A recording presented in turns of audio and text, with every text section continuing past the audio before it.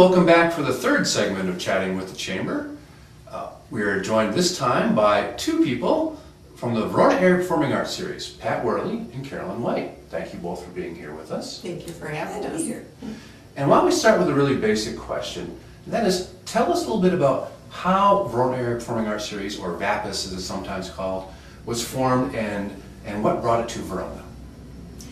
Back in the early 90s, I served on the Space Needs Committee for the new high school, and it really was doubling the size. And I fought hard to get the Performing Arts Center as part of that. And afterwards, Joe Ringheisen, who was the theater director, asked if I would serve on a committee to help establish the policies and the fees for nonprofit and profit groups. Out of that committee, they said, oh, why don't we have a concert series in Verona? And so I spoke to lots of people who might be interested, and we formed a committee at that time. And our first concert was in 1998. We had Brass and Ivory, a group from the university. It was a very good concert in the summer. Small attendance, but we said, okay, we're off. So then we started a series, and that began in 1999 with the Wisconsin Chamber Orchestra. And unfortunately, David Crosby, who was their conductor at the time, and really wanted to come out to our new Performing Arts Center, passed away from a heart attack. So they auditioned several conductors, and Andrew Sewell was the man who auditioned in Verona and at our first concert. And we had 5 by design and the Chamber Orchestra. And it was a wonderful concert. People afterwards said, I would have stood out in the snowstorm selling tickets to this. And so we were off. And that was the start of Performing Arts Series. And tell me a little bit about your background. How did you develop an interest in the arts? Oh, you go ahead. I always have loved the arts. Music is just a relaxing time for me. It's a social event for Steve and I, my husband and I, and we attend overture shows. We do a lot of community theaters. We do a lot of concerts. We love the concerts on the square. It's just a night out that's enjoyable. Makes me happy. And I've always been in music and education, and I taught piano for many, many years. And I serve on the Madison Symphony Orchestra Board. I enjoy music of all types, and so it was sort of a natural. And I do a lot of piano work. What has been the greatest challenge so far to starting and then establishing and keeping the concert series going here in Verona? Well, finances mostly, but also just making sure that people know we exist. We do a lot of advertising, but it's really hard. You still talk to people who say, oh, I didn't know Verona had a performing arts series. And we do quite a bit of advertising. So we're always trying to get more people involved, but that's our biggest challenge. I think it's just getting our name out there. We have a wonderful venue, and we just wish more people took advantage of it here in town and surrounding communities. And I think that has been our challenge. Once they come, they discover how fun it is, and the fact they can see their neighbors. And that was sort of a surprise, a side benefit, that they came to enjoy the music, and then they saw their friends and neighbors. Many of us have children that are out of high school, and so you stop seeing the same people that you've enjoyed because they've gone on with their lives. And that's been a social event. I think it improves the quality of life for the citizens. So I know in many shows I've been to, I've seen folks kind of cluster at the intermissions around the orchestra pit or out in the lobby or in the aisleways, and you're right, it is just a good time where you see all kinds of folks. Even my wife seems to know all the ushers, so all the ushers will come over and talk to my wife, which is kind of nice. And tell me a little bit about finding the talent and choosing the talent. Is that a challenge for you guys? We are part of the Wisconsin Presenters Network, and we go to a summer meeting for 2 or 3 days. This year it was in La Crosse at Viterbo College. And they'd actually bring in nationally known speakers to speak to issues that are of concern. And we are there with the big venues, Overture and Wausau and Fox Valley and Marcus Corporation. And then there are many small ones like us that do our shows in the high school auditoriums.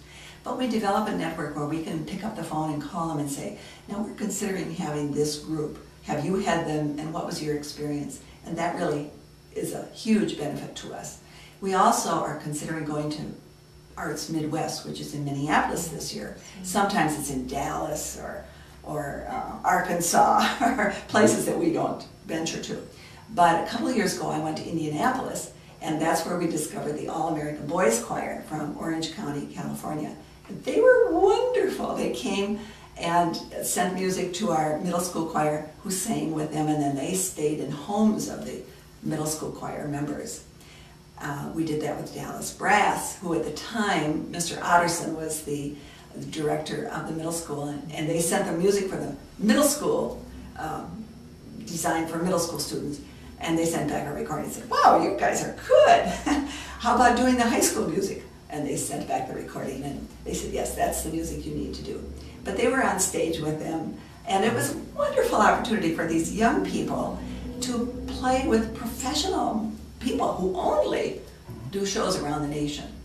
So did you have to do a lot of research to find these acts? Well, when we go to Arts Midwest, they just have one showcase after another, like 5 venues with every 20 minutes someone new. And we would go and say, ooh, that's a group our audience would like.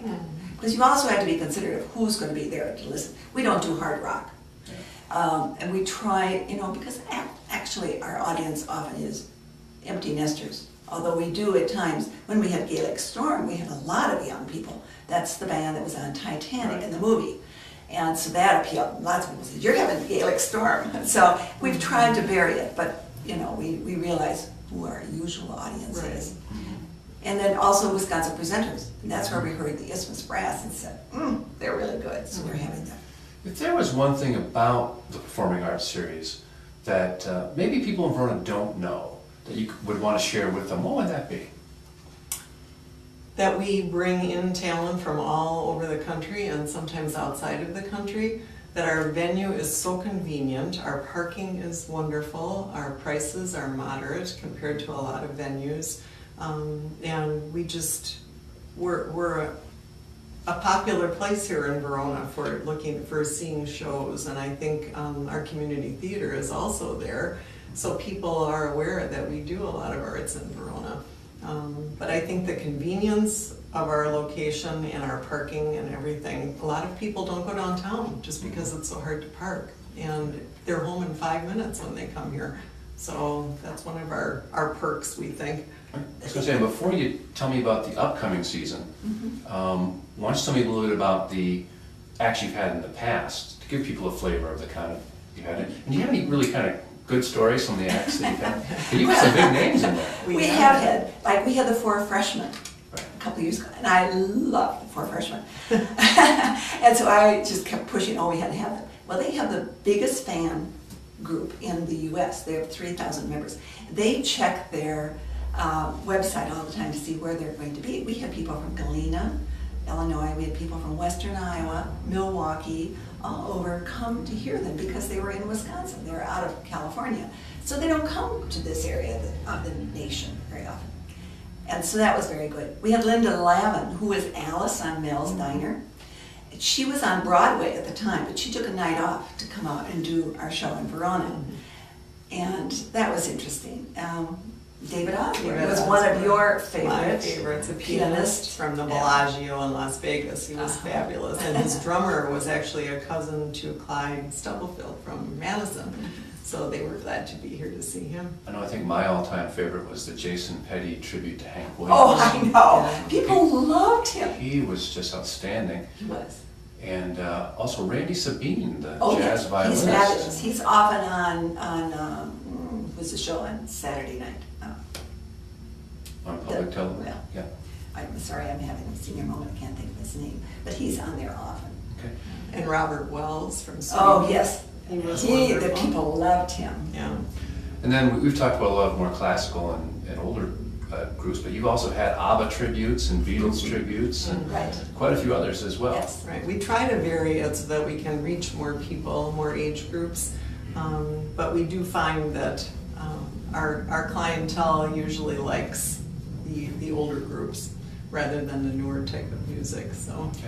So now we've talked a little bit about the past. Why don't you tell us about the season you have coming up? Oh, we're excited about this group. We are. We have Isthmus Brass. Now they're out of Madison, out of the UW Madison. They're the brass faculty from the UW. And they have one from Platteville and one from Whitewater.